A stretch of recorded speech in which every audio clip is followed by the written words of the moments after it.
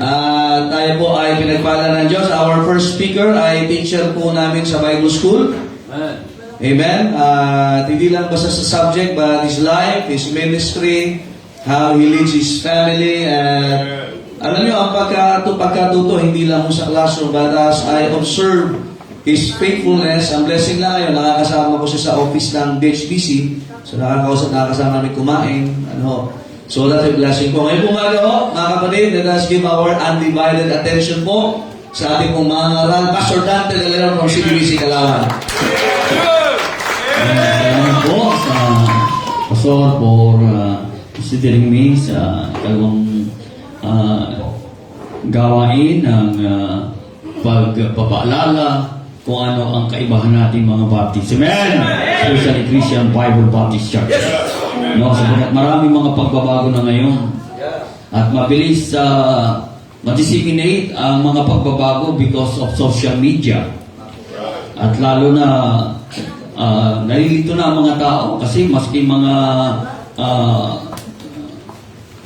so-called Christendom sa Kristyanuhan ay nagtatalo-talo. At ganoon din, maging sa mga circle ng mga Baptist churches ay may mga pagtatalo-talo na rin kung alin ba talaga ang mga tama at alin ang mali na dapat iwasay. Kaya nalilito na rin pati mga cults. At subalit salamat sa Panginoon, meron tayong Bible para hindi tayo malito. We have only one Bible. Kaya naman nalilito kasi ang mga even Baptist churches ay binabago na ang kanilang Biblia. Yeah. At it is our gain sa mga truly Bible-believing Baptist churches na mga may pagbabago sa ibang Baptist, at yung mga remnants na talagang naniniwala sa King James Bible, pag nagbago na yung mga kapitbahay namin na mga Baptist sa binabago na ang Bible at naghahanap talaga sila, it is our gain. Amen? Kasi nga, the church membership ay by soul winning talaga. We are not proselyting, amen? Pero paano mo matatanggihan yung lalapit sa iyong pastor? Pwede bang tanggapin niyo po kami? Sapagkat yung pastor po namin ay iba na ang Biblia. NIV na. At then siyempre, pagpapalam sa mga pastor na gano'n, dito yung members nila, yung sa unang bumasa amin. So, paano matatanggihan sila na naghahanap talaga ng mga bagay na magpapalago sa pananampalataya, magpapatibay sa pananampalataya, at mananatili sa kalooban ng Panginoon, at mananatili sa main thing ng church, ang soul winning. Kasi pag nagbago na, naging Calvinist, kalaban niya ng soul winning. Kasi kahit mo hindi ilig sa prayer, ay kung pinili ng Diyos, ay invalidatas yan. Kaya yan ang mga controversy ngayon, And then, kailan lamang ay may mga lumapit din, isang Jake, nagpunta sa church. Yeah. At yung pastor kasi namin ay nagbago na, nabili na ng Koreano. May drums na sa simbahan, may electric guitar na, wala lang songbooks. Wala na yung sounds. Okay? Nalilito tuloy yung mga tao. Pero tayo mga Christian Bible Baptist Church in our circle, bakit tayo malilito? We have one group. Amen? Na kung saan ay patuloy ang mga bagay na dapat po nating panindigan. Yes. Amen? Kaya po ang iniatang sa akin ng inyong pastor ay about sanctuary-based service. Sanctuary services. Kaya tayo po itatayo at sa Ephesians in chapter 3, Ephesians in chapter 3, at sabi ng pastor niyo po ay tagal-tagalan ko. Pero kagabi, nag-practice ako ng preaching ay 15 to 20 minutes lang. In our prayer meeting, usually kung mag-preach ako ay 1 hour and 30 minutes. Ang prayer meeting. Kagabi, nagtaka ako, natapos ako 20 minutes. Pati yung mga nagtaka, sabi ko, practice lang ako kasi bibigyan ako bukas ay maraming speaker. Alright, chapter 3. Hayaan natin gumawa ang Banal Espiritu. Amen. Beginning verse 9 down to verse 21, sabay-sabay natin basahin. Ephesians chapter 3, beginning verse 9 down to verse 21. Are you there? So in verse 9, sabay-sabay tayo bumasa. Let it now read. And to make all men see what is the fellowship of the mystery, which from the beginning of the world hath been hid in God, who created all things by Jesus Christ, to the intent that now unto the principalities and powers in heavenly places might be known by the church the manifold wisdom of God, according to the eternal purpose which is purpose in Christ Jesus our Lord, in whom we have boldness in access with confidence by the faith of Him. Wherefore I desire that you faint not at my tribulation for you, which is your glory. For this cause I bow my knee unto the Father of our Lord Jesus Christ, of whom the whole family in heaven and earth is named, that He would grant you according to the riches of His glory, to be strengthened with might by His Spirit in the inner man, that Christ may dwell in your hearts by faith, that ye, being rooted and grounded in love, may be able to comprehend with all saints what is the breadth and length and depth and height, and to know the love of Christ which passeth knowledge, that ye might be filled with all the fullness of God. Now unto Him that is able to do exceeding abundantly above all that we ask or think, according to the power that worketh in us. Unto Him be glory in the church by Christ Jesus throughout all ages, world without end. Amen. In the first phrase of verse 9, and to make all men see. Upang malaman ng lahat ng tao. Anong dapat malaman? The distinctive, the difference of our belief. The distinctive where we stand. Tayo po muna ng pray. Dakilang namin Diyos, kami pinagpapasalamat sa ipong biyaya sa amin sa araw na ito, particular po this church, Panginoon, na sa kanila ikalawang taon ng papahalaga at pagkakaroon ng ganitong conference, Panginoon, about the Baptist distinctive na dapat po namin mapanangnan ay may inherit nga po sa simbahang ito po, Panginoon, upang patuloy na hamunin ang iyo pong mga anak sa magitan nga po ng iyo pong mga salita. At salamat po sa great privilege that you bestowed upon me through the pastor of the church upang po nga po ay maging bahagi ng conference na ito. At dalangin ko po, Panginoon, please empower me as I stand behind this pulpit. And Holy Spirit of God, kayo po malayang gumawa at kumilos, give us wisdom and understanding. And make us worthy for this great blessing of us na meron po sa amin ngayon na kami nga po yung muling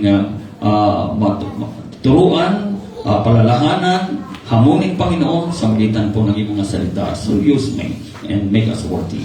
Patawad po sa nagawa po namin mga pupul at kasalanan. Sabagat alam na ito ay aming po sa dalangin sa matamis na pangalan ng aming Panginoong Isus. Amen. Alright, this is the feast that all men might see. That all men may see. Salamat sa Panginoon. At narito po yung mga bagay na dapat po nating makita, to behold. Amen? At sapagkat sa maraming iba ay sabi rito, hiwaga pa. Pag sinabing hiwaga ay may kalituhan. Ano ba ang dapat? At ano ba ang makita? Ano ho? Sabi dyan, and to make all men see in verse 9, what is the fellowship of the mystery? Pag sinabing mystery ay misteryo. It's seemingly hidden. No? Hiwaga, which from the beginning of the world have been hid in God, who created all things by Christ Jesus. Pero sa atin na nakakilala na sa Panginoon at para sa atin na nasa pananampalataya na itinuturo ng Biblia, ang mga bagay na ito hindi na misteryo. Amen. Why? Because in Ephesians chapter 1 and verse 9, the Bible said, having made known unto us the mystery, ipinakikita na sa atin, sapagat meron na tayong kapahayagan ng salita ng Diyos. Amen. Kaya nga, pag naiba na ang Bible, doon ay maraming itinatago, inalis ang pagka-Diyos ni Kristo. Inalis na ang dugo na siyang dugo ni Kristo na kaya na po sa cross ng Kalbaryo ay upang siya maglinis ng ating mga kasalanan.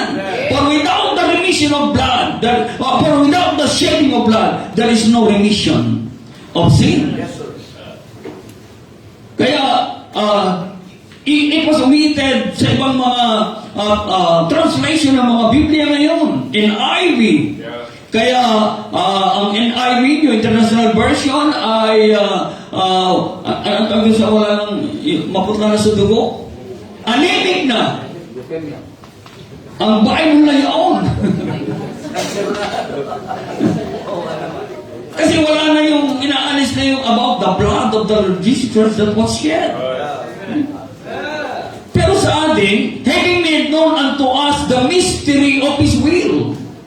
Ano yung talagang kalooban ng Panginoon? Ang sabi sa John chapter 6 verse 40, and this is the will of God. Na walang sino man, John 6:40, John 6:40. The Bible said in verse 40,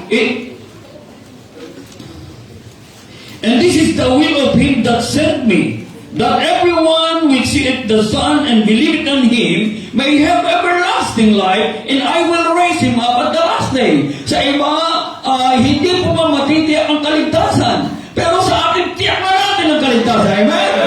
Why? Because we have 1 John chapter 5 verse 13, and this is the record, at ito isinulat, that you may know that you have eternal life. Kaino? Sa mga sumampalataya sa ating Panginoon. In 2 Peter in chapter 3 and verse 9, 2 Peter in chapter 3 in verse 9, the Bible said, the Lord is not slack concerning His promise, as some men count His slackness, but is long-suffering to us word, not willing that any should perish. Kalooban ng Diyos na ang sino man ay huwag mapahama.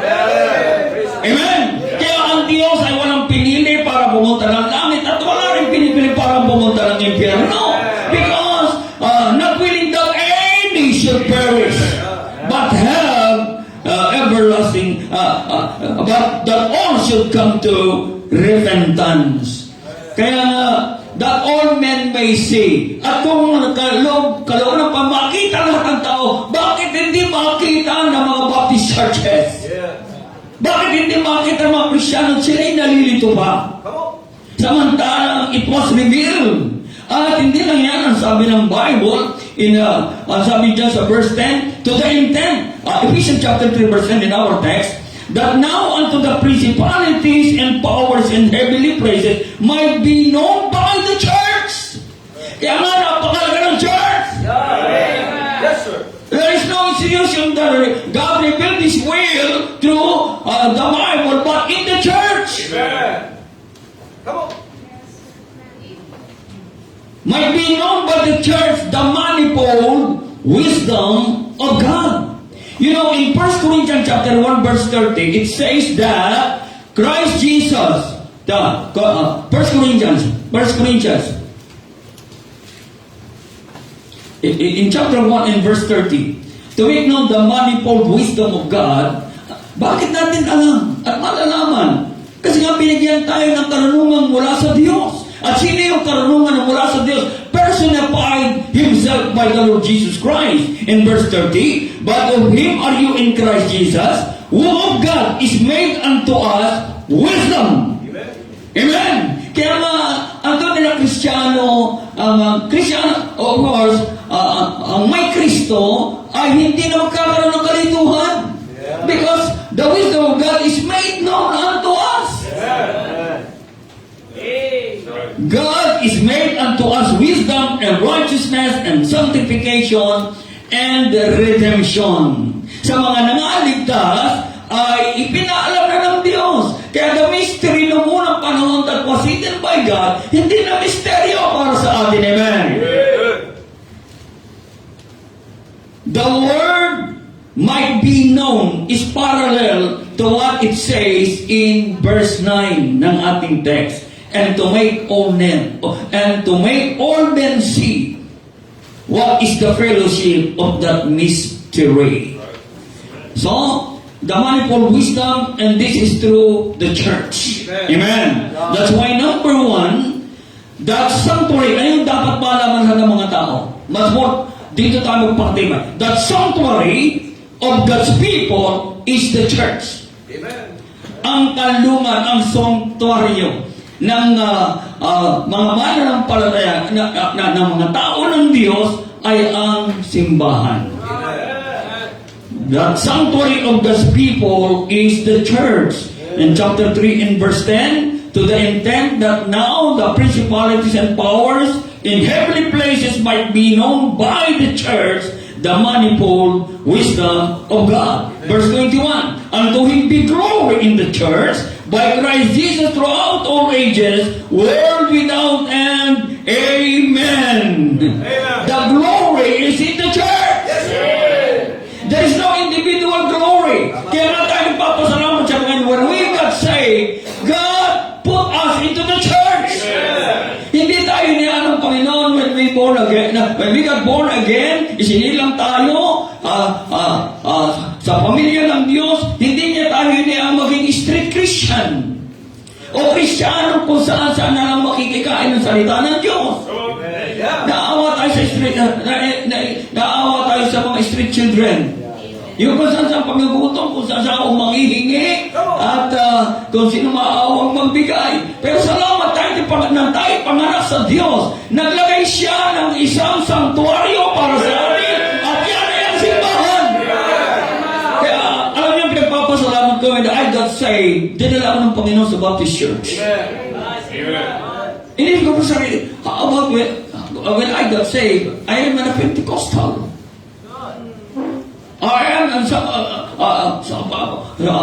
part of the evangelicals. Nung ako ay, for 1983, almost 1 year, may nagba-Bible study sa amin. Yung from Lakas Angkan ministry sa Los Baños. Yun yung the navigators at ka-fellowship ng mga campus crusades for Christ. So, may nagba-Bible study sa amin, ka-office-mate na misis ko, for almost 1983, 1984.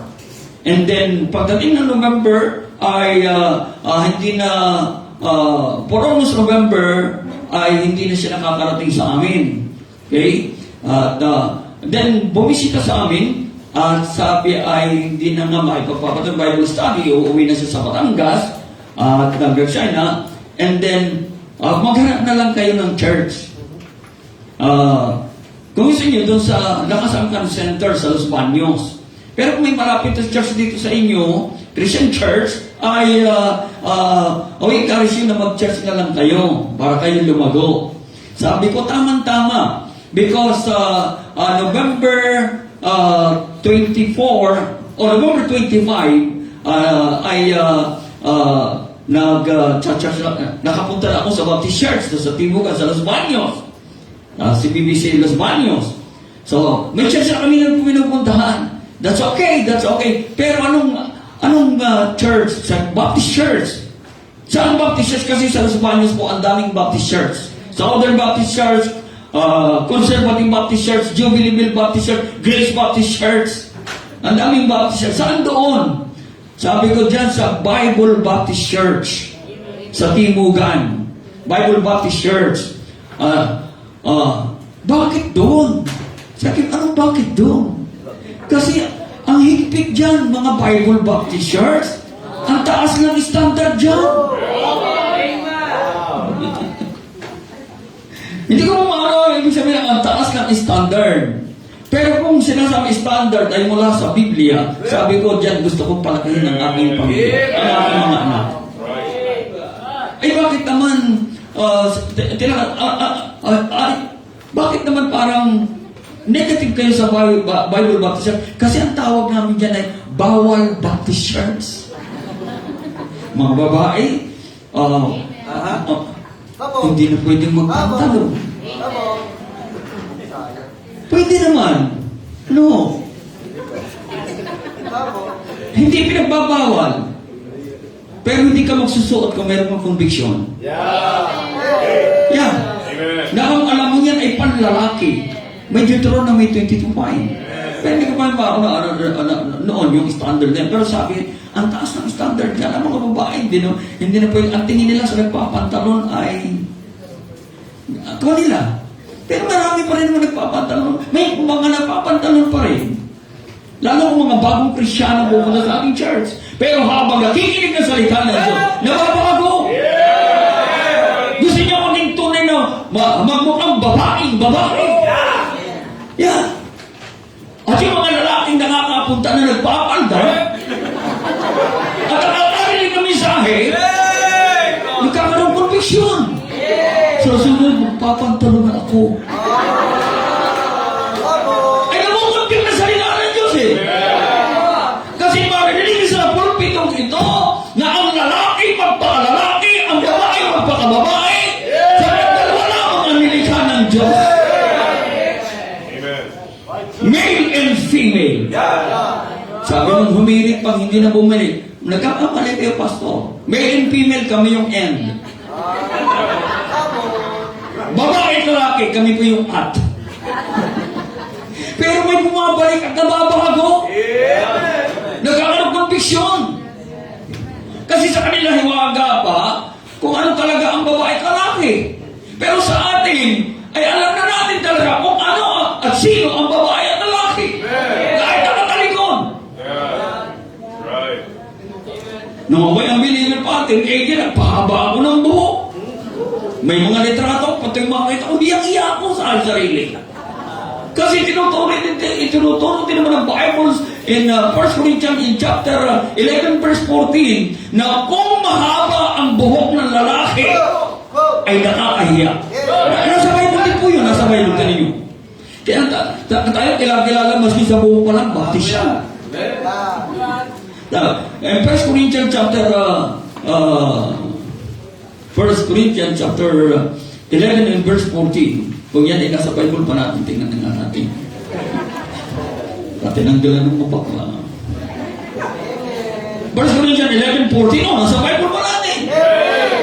Does not even nature itself teach you that if a man have long hair, it is a shame unto him? Kung nasa Bible, the nature itself. Pero, is in the Bible para laging for us to be reminded, man, it is a shame. Pero tinan nyo, but if a woman have a long hair, wow. But if a woman have a long hair, it is a glory to her, for her hair is given her for covering. Kaya napakita sa babae talagang may mahabang buhok, mahaba ang palda, pero walang islit na hanggang mata. Mahaba ang palda, at maiksi ang dila. Narinig ko lang yung kay Pastor. Nakagawa bago ko rin Krisyano, tapos masarap ako, narinig ko rin naman, tinuulit ko lang sa inyo. Narinig ko na rin dito yan, di ba? So, that is the picture of a church. Amen? In a Bible-believing Baptist church, glory! Diyan na pupuha ng kalwalatian ng Diyos. There is no individual glory. Kaya pag, the church is not the building. We praise God for your building. Naisama ko rito ang misis ko, pinasyal kami rito nung Dallas, I preached there. Sinama ako na, may pati misis ko, nakita namin gano'ng kalaking paghugas. Sabi ko, pa, 5th floor, ito yata 5 floor, 5 story yata pinapagawa ng pastor dito, ang lalaki. Di ba, ang laki ng kwarto ng pundasyon. Wow! Why? Because God is building for you your sanctuary. Amen? The sanctuary. Even David, when he wrote the book of Psalm, in Psalm 20, Pastor, ito yung magpapahaba yung mga Bible na ano. Pero pag dumating na ikalawa pong one, puputulin ko na po yung ikalawang preacher. In Psalm 20. Psalm 20. Kaya sinyasan nyo lang ako. Kasi baka dumating na 11, 12. Psalm 20 in verse 2. Psalm 20 in verse 2. Send the help from the sanctuary and strengthen thee out of Zion. Zion is the picture of God's people. God's people in the sanctuary. If you need help, help is in the sanctuary. Amen. Hindi yung help na dala-dala ng mga Koreano. Help na mula sa Panginoon. My house shall be the house of prayer when we come to ask help. When you hear the preaching, come and ask help from God. We are just conduit of God's blessing. We are just conduit of God's help. Kaya pag narinig natin ang salita ng Diyos, alam natin ba siya sa ating may pangangailangan. Lalo na sa sanctuary na ito na napakalamig. Huwag mo nga hayaang malamig ang iyong pananampalataya. Advantage malamig, mainit sa labas. Pero habang malamig ang paramdam natin sa through your air conditioning, painitin mo ang iyong pananampalataya.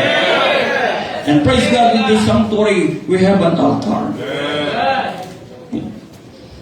Psalm 63 in verse 2. Psalm 63 in verse 2. He only is my rock and my salvation. He is my defense. I shall not be greatly rebelled. This is our sanctuary. This is our defense. Diyan sa magulot makasalanan sa libutan ito. Kaya sabi ko, ako nagpapasalamat, dinala ako sa Baptist Church. Since I got saved. Kaya nga hindi pa, nabaptize ako December 23, I become Baptist. Nasave ako November 25, 1984. Inobservan ko ang simbahan for almost 3 weeks.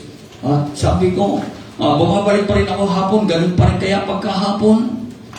And then, and finally, God convicted me to be identified with the church. I do not want just to be a churchgoer. I want to be identified with the church.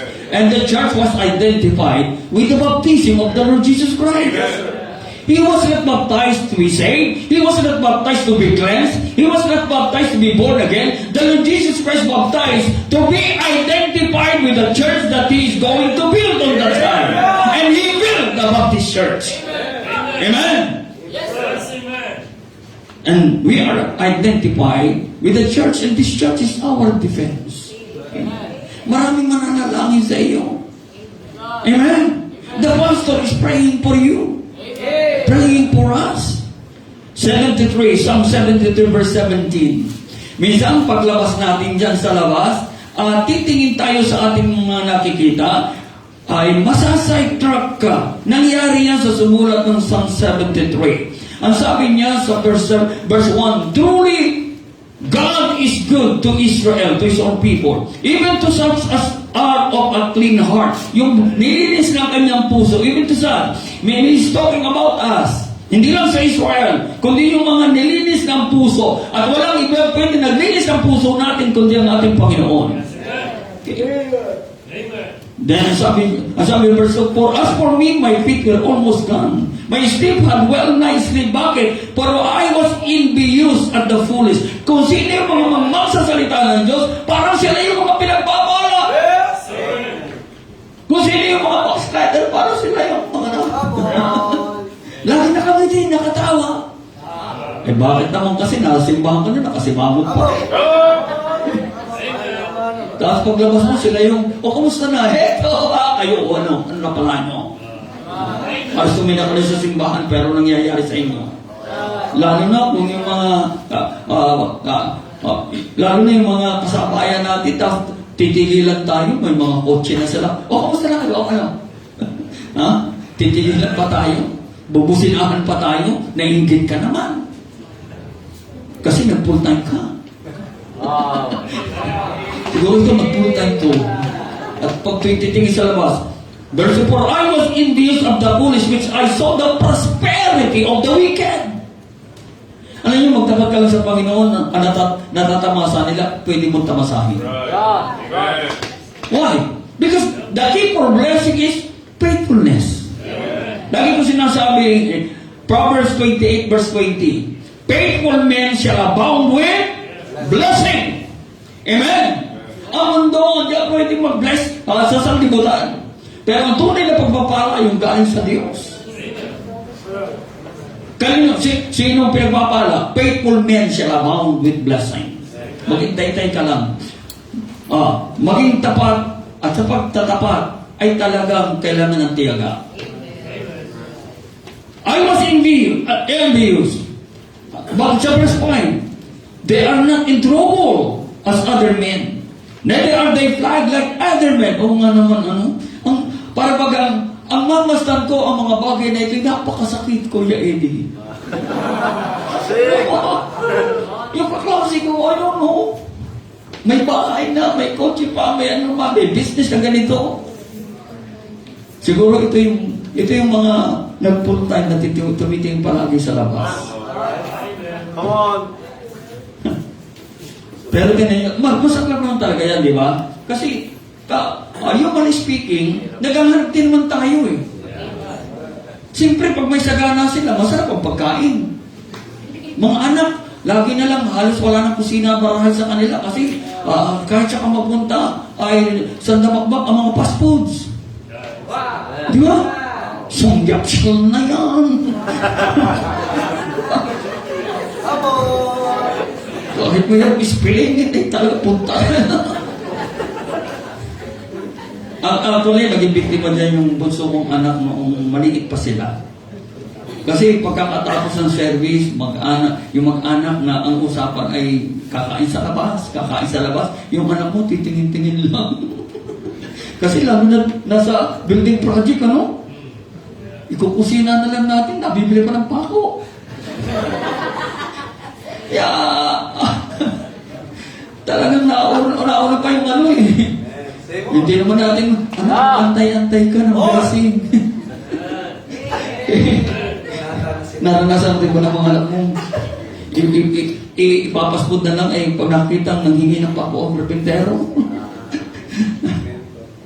Kahit yung support para sa pastor ay napagagastos na rin. Oo. Pero tingnan niyo. Amen? Because of God's people. So, balikan natin sa Psalm 73. Ang makita ko mga bagay na yan ay napakasakla. Actually, nasa verse 16 yan. Yun yun. Psalm 73 and verse 16. When I thought to know this, it was too painful for me. It was too painful for me. Pero tinan nyo, until I went into the sanctuary of God. Amen. Wala man akong bahay na malaki, malaki, wala man akong sasakyan. Nung pumunta ako sa simbahan, may dalawang X100, may isang Orban, may isang anong dala natin? May isang Everest, may isang bagong biling L300. What a blessing. Manatili ka lang sa simbahan. Makakasakay ka sa mga yan. Manatili ka sa simbahan, wala ka mang aircon sa inyo, punta ka na lang lagi sa simbahan. Kaling ko! Huwag ka na umuwi! Dala ka pagkain! Buhay, yung aming aircon, buhay po yung maghapon ng linggo. Hindi ko napapatay. Yung mga hindi na umuwi, uuwi kayo! Uuwi pa kayo! Ay pagdating sa inyo, sabi napakainit. Tapos dahil sa init, hindi na makabalik maghapon. Tapos sasabihin nyo, Sundays for the Lord's Day. Yeah. So, hindi na natin pinapasara, Yeah. Magastos, pero at least, you are at ease in the house of God. So, ay talaga napakasakit yan. Pero hindi po lugi, subo ang buhay sa Panginoon. Masisingil ako dito sa Pwede naman mag-over ng BYF eh. Pang-aircon. Kung hindi kayo mag-over, isa lang. Pwede naman yung isa lang pang-aircon. Kaya sabi ko, this is not a luxury. It is necessity. Kasi lalo yung mga may hika, tapos napakainit. Tapos nakakaago ng pasit kasi panay ang paypay.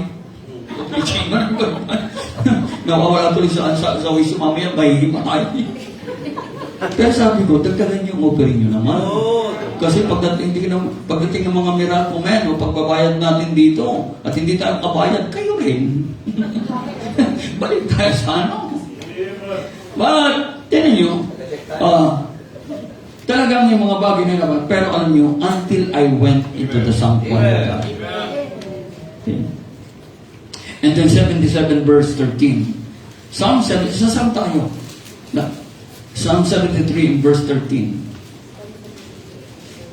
Psalm 73.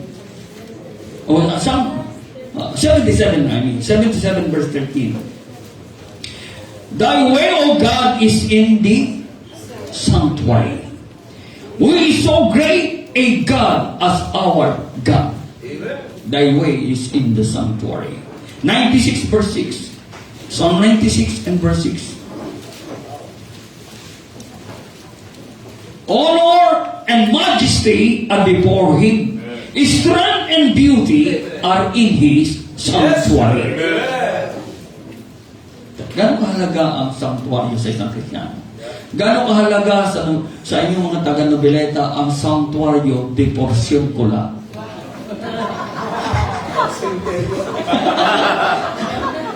Sanctuaryo de porción ko lang. Why? Because God gave wisdom to your pastor.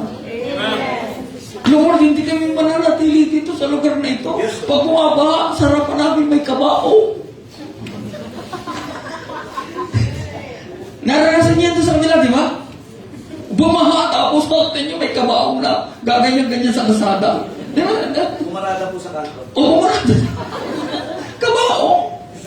Panginoon, hindi kami nararapat lagi rito. At ito ay hindi mananatiling laging we are going to rent and going to rent and going to rent. Give us a place! Give us a sanctuary, O God! And look, look at the blessing. Amen? Alam niyo, may mga alam ako mga pastor na hindi na naniniwala sa building project. Kasi ang pattern daw ay sa Book of Acts, even the Lord Jesus Christ, wala naman daw silang simbahan. Nagpipreach ang Panginoon sa mga dalis-dis ng bundok, sa mga malapit sa dagat. At pag dinutungo kay mismo sa dagat ay siya nagpipreach na nakakay sa bangka. Pagdating sa Book of Acts ay sa bahay-bahay sila. Ay kung darating ng Panginoon, bakit magpapatayo ba? At least pag dumating ang Panginoon, we enjoy the sanctuary. Amen? Ano mananatiling aarkila lagi sa mga paaralan? Aarkila palagi sa mga covered court? Kawawa naman. Laging hakot ang piano. Ang piano ito ang galing. Laging palipat-lipat. Ano ba naman yung mga baptist na yan? Parang pusang hindi mapanganak. And look at the blessing of your sanctuary. Okay? That's it. Psalm 115 verse 1. Psalm 115 verse 1. Praise ye the Lord, praise God in His sanctuary. Praise Him in the firmament of His power. Amen. And even David, bago siya mamatay, First Chronicle, in chapter 29 and verse 1. First Chronicle, chapter 29, verse 1. Furthermore, David the king said unto all the congregation, Solomon my son whom alone God hath chosen, is yet young and tender, and the work is great. For the palace is not for man, but for the Lord. He's in the palace, pero nakaisip pa rin siya to build a temple for God. Verse 2, Now I have prepared, First Chronicles 29, verse 2, Now I have prepared with all my might for the house of my God, the gold for things to be made of gold, and the silver for things of silver, and the brass for things of brass, the iron for things of iron, and wood for things of good, onyx stones, some of the child, precious stone. Verse 3, moreover, because I have set my affection to the house of God. Yan si David. He wants to build. Bagamat, hindi siya pinayagan ng Panginoon. Pero, why? Because he's a man of war. At pinayagan niya sa Solomon. Yan nga, I believe, na itayo, na kahanda na lahat ang mga materyales. Sinabi rito, iron for iron, precious stones, and lahat na lang na ilaid out, wood for wood, nakahanda na lahat. Actually, pati congregation ay kanyang in verse 7, and gave for the service of the house of God of gold 5,000 talents and 1,000 drams. Inihanda na lahat. Lahat ng mga pangailangan. Kaya I believe nang si Solomon ay nagbibuild. Daan niya na lahat. Matapos ma-build, talagang zero si Solomon. Yeah, so zero treasures. Inilagay na lahat eh. At nung siya humingi sa Panginoon, in 2 Corinthians chapter 3, give me wisdom. Give me wisdom. Paano pamangunahan these people? Ano natuwa ang Diyos? Kasi ang hiningi ay wisdom ng Panginoon. Kasi dito sa ating binasa, hindi na dapat mystery sa atin ang kalooban. That the wisdom of God, manifold wisdom of God might be known. At yun ang hiningi ni Solomon. Ano yung binigay ng Diyos? Hindi lang wisdom. All riches. All treasures. Dahil hiningi wisdom. Kahit hindi mo hiningi, ibibigay ko sa iyo. Daan nga lamang, the danger is, pag tumingin ka na sa mga blessing ng Panginoon, at hindi na sa nagbigay, mawawala ang wisdom. Ano mangyayari? James chapter 3, wisdom from the earth, earthly wisdom, which is devilish. Ano yung devilish? Nakaisip siya magkasama ng 300? Is it 700? Nakaisip siya mag-asama 700. Di ba wisdom na yan? Wisdom yan sa James chapter 3, trin nyo. Pabira, isa lang eh.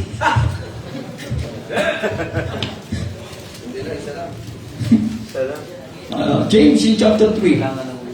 James chapter 3.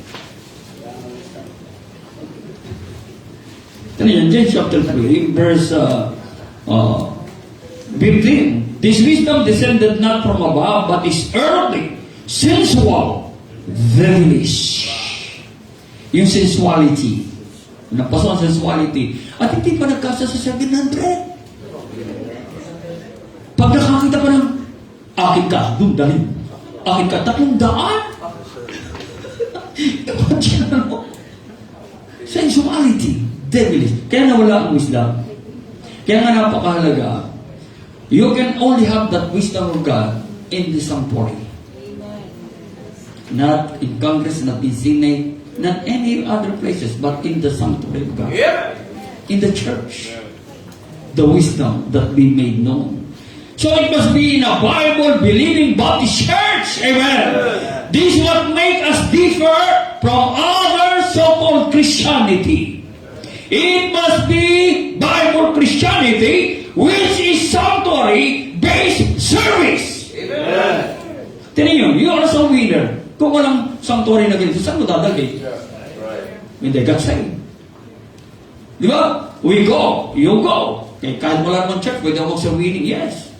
Then you go. Then, knowing mo, ay saan ako ngayon pupunta? Bahala ka na. Kayo po, saan kayo pupunta? Ako, bahala na rin ako eh. Eh di dapat ito kayo sa member ng bahala na gang. Ang pagkakrisyano, hindi bahala na kung saan pupunta. Minsan pag na-open, hindi lang naman kayo Baptist Church eh. Ay lalo na kung Baptist Church eh. Ay doon nga sa amin, tatatlo ang Baptist Church yata. O 4 na, no? Yung isa yung naging kalawang fellowship ay nalis ng pagiging Baptist. Okay? Abay, nung open na punta doon sa isang Baptist. Then later on, Pastor, pwede ba bumalik? Talagang iba pa po tayo talaga. Bakit? Kasi nung mag-preach ako about impyerno, pinatigil ako ng pastor. Huwag mo tatakutin ang tao sa impyerno. Kaibiganin mo muna. Huwag mo dalhin dito ang doktrina ninyo ng mga Bible Baptist. Eh, pinag-preach eh, di ba siya? Kaya bumalik yung nag-testimony. Pinatigil ako pag-preach kasi ayaw pala nila ng confrontational soul winning. Paano sasabihin pag ikay namatay?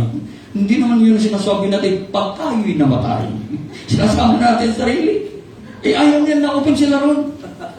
Gusto nila social gospel muna. Oo. Yan ang kaibahan natin mga Baptist. Bible-believing Baptist. Amen?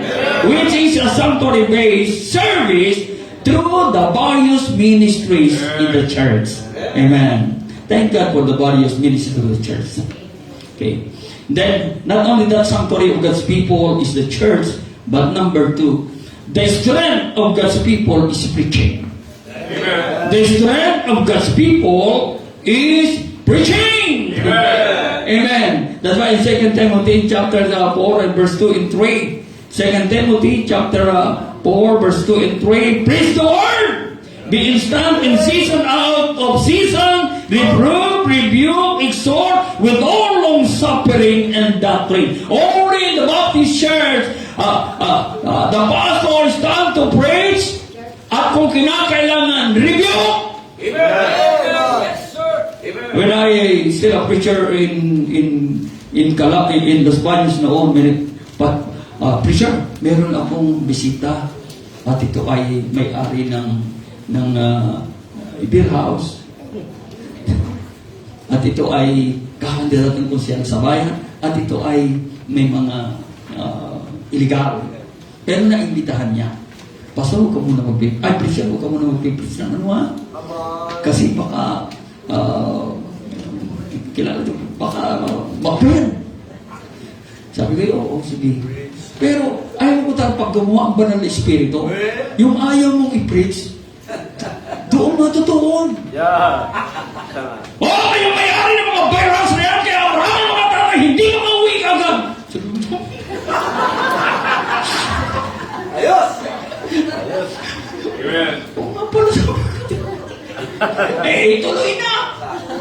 Kakasweldo saan pumunta sa beer house. Ubos ang sinuweldo, walang isusulit sa asawa. Kayo gusto mamuno ng bayan? Kung kayo nagdadala ng pagpapahamak ng maraming pamilya at ikawawas ng pamilya, anong gagawin niyo sa pamumuno sa bayan? Patay. Pero alam niyo, nag-invitation ako. Yung magkukusya na yun, ang lumapit. Yeah. At kumamay sa akin. Sabi ko, tingnan mo. Ay, wait mo, oh. Dalhin mo at siyaan mo. Kasi di ba pagkakan nung ikinuha natin, ikaw ang magdalo, kaibigan, siyaan mo. At pakita mo, ito ang Bible-believing Baptist Church. May pumasok na, may pumasok na ang ganda-ganda. Ang haba ng buhok, may make-up, may blush on, umupo sa unahan. Wala naman ang balak mag-preach about homosexuality. Because my preaching is about the signs of the time. At hindi pa nababandera yung mga rainbow flag na yan. Pero the signs of the time about homosexuality. Then I preach about homosexuality. Abay, biglang may tumayo. Talagang babaeng babae ay tumayo. Pagkatayo ay sabi ko baka meron dito tinamaan na doon. Okay, tingbo ka ganyan para alis. Tapos bago man sa pinto, lumingin ko ulit. Sabi ko, abay, tinamaan po na doon. Kaya kilala ko, sa Lunes, pinuntahan ko, pinausap ko, then makita ko na bigla. Sorry po. Kasi naman po, nasaktan ako eh. Kaya nga kita pinuntahan eh. Para gamutin kita. Kasi gusto naman, kaya ako nagpunta po sa simbahan, gusto ko talaga magbago. Pero nahihirapan po ako. Come on! But we need to preach. Amen? Sa Sunday, punta ka uli. Punta ka uli sa Sunday. Yun. Hindi mo kayang magbago, kaya kang baguhin ni Kristo. We need to preach! Sapagkat kailangan po natin yan. Bakit? The time will come, they will not endure sound doctrine. At hahanap na sila ng mga gusto nilang mapakinggan. Even itching ears. Amen. Why? Why we need the preaching? Because it will strengthen our faith. Amen. Preaching from the book, the scriptures. That's why number 3, that the standard of God's people is the scripture. The standard of God's people is the scripture. All scripture is given by inspiration of God. And it is profitable for doctrine, for reproof, for correction in righteousness. That the man of God truly furnished unto all good work. Without the Bible, we have no pattern for God's standard. Kung ano na lang. Kung ano na lang ang isuot, kung ano na lang ang music sa simbahan. God is standard and practices to observe. Thank God for the church. Thank God for the scriptures. Amen? Thank God for the pulpit. Every time a man stands behind the pulpit, there is a preaching of the Word of God. In Romans chapter 15, verse 4. Romans chapter 15, in verse 4. Wala pa kung nasinyas, Pastor. Tuloy pa po.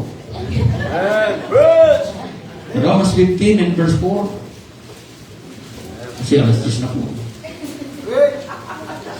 For whatsoever things were written aforetime were written for our learning, though we through patience and comfort of the scriptures might have hope. Kaya sino may sabi hindi natin kailangan ng Old Testament? Hindi natin kailangan ng law.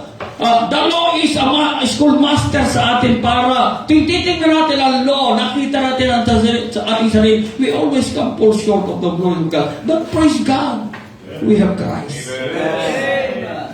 His will is revealed unto us through the scriptures. And we have the Holy Spirit of God upang yung nasa ng ating laman ay hindi mangyari sapagkat meron laging Joey.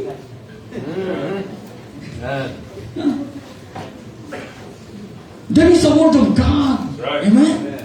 That renewed our mind. Okay. Psalm 138 in verse 2. Psalm 138 in verse 2. Salamat, we have the only book.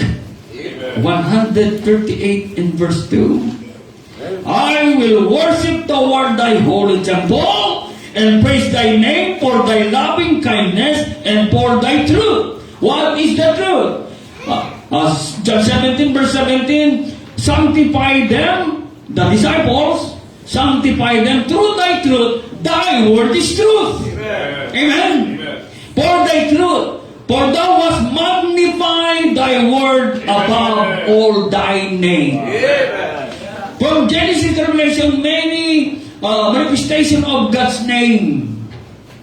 Jehovah Jireh, Jehovah Rapha, Jehovah Tsidkenu, maraming ibinaalam pangalan ng Panginoon. According to what can we do and can be done for us. Pero alam nyo, ang sabi niya, magnify this word above all thy name. Kasi hindi natin makikilala kung sino ang Diyos kung wala ang Biblia. Thank God for the Bible. It's standard for worship. Amen. Alam niyo, salamat sa Panginoon in our worship, during the worship hour, hindi yung kagulo tayo. O sino ang gusto mag-special number dyan? Alas 8 media na mag-umpisa na tayo. Sino naganda ang special number? O sino ang mapapatot? O sino? Oh, God is God of order, amen. We have a standard of worship. At hindi basta pinapaakyat dito, maski na matalinong tao, kahit na talented, ay hindi basta aawit. If they are not in the ministry. Why God gave us the ministry? At dapat ay tayo manatili when God entrusted to you a ministry. Acts chapter 20 in verse 24. Acts chapter 20 in verse 24. Ministries is in the church, and the church have various ministries. In Acts chapter 20, verse 24, look at the testimony of Paul. Kaya hindi pa basta natitinag. Love your ministry. Acts 20:24. But none of these things move me. Meron kasing mga nasa ministry, ang bilis mo offended pa rin. Pag napagsabihan mo, na-correct mo, na-review mo, nakarinig na hindi gusto, kami naman na. Mga nasa ministry, na young people, especially in the choir, nabaling ang pag-ibig mula sa Diyos, nabaling.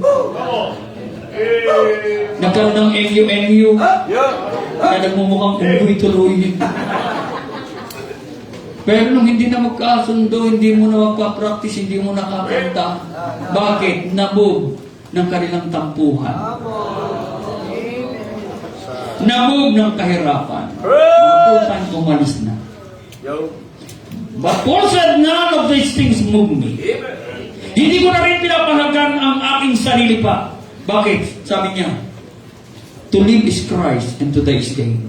Hindi ko nabubuhayin pa yung dating ako. Kilala ko kung sino ako eh. Pero ang buhay ko kay Kristo.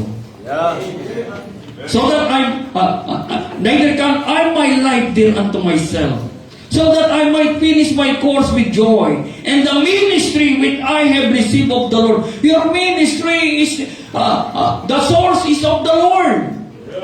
Nasabi lang tayo sa ating pastor, nagsabi sa inyong pastor, and by his hands, by his pagsang-ayon, ay nilagay ka sa ministry. Pero actually, ikaw nakaramdam, tinatawag ka ng Panginoon. Called you to be a servant, to be in the ministry. And then when you are in the ministry, but why you receive the ministry of the Lord? To win souls. To testify the gospel of the grace of God. Thank God for the standard of CBBC. You cannot be in the ministry if you are not a soul winner.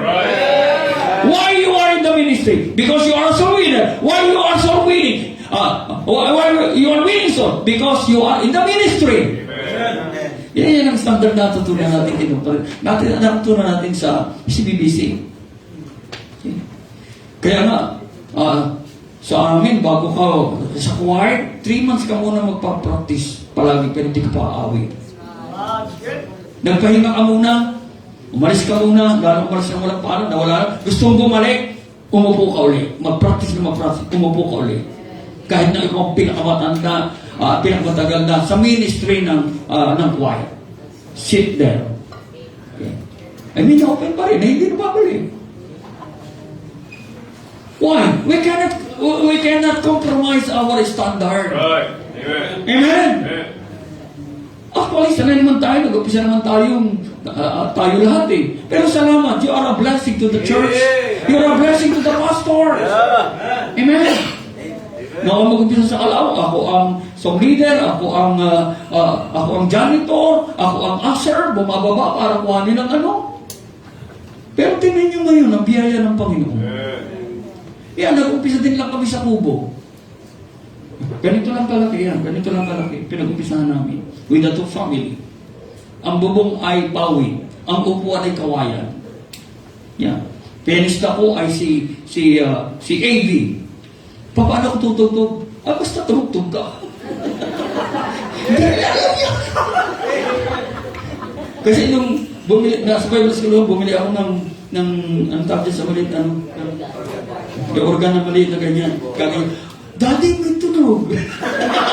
May sabihin may tono. Kaaga niya sa kanya. So, ang natutunan natin sa Bible School, chord lang ay chord.